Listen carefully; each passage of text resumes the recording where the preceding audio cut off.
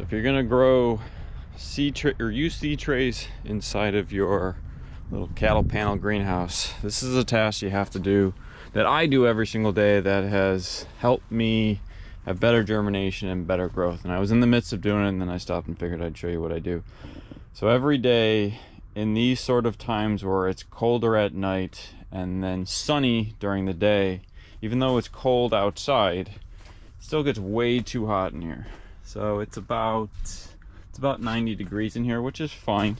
But if you start putting the trays on top of here and leave them open, the soil will get so hot, easily above 90 degrees, and I used to get very bad germination out of that.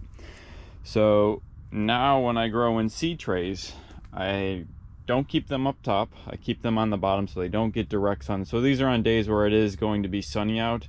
That's going to make it incredibly warm in here. And then as we hit kind of the turn, so the sun goes up and over here, and then you start having direct sunlight on the trays that would be on here. That's probably where I lost most of my seedlings, because they would just die from the intense heat. And no matter how much water or even too late of water couldn't rescue them.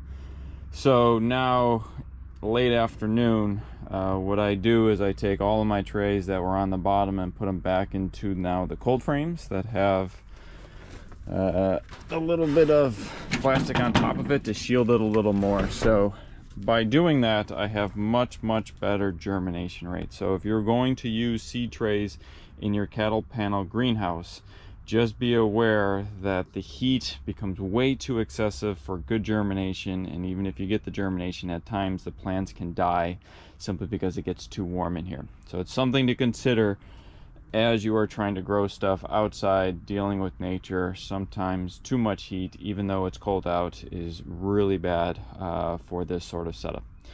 So hopefully that helps you. That has helped me throughout the years, and that's kind of the routine, unfortunately the daily routine that I have to go through, but it pays off in the long run.